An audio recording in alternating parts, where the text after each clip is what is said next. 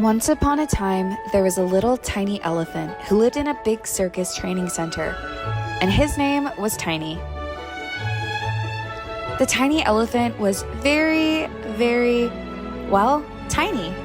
He would never be as big as his friends.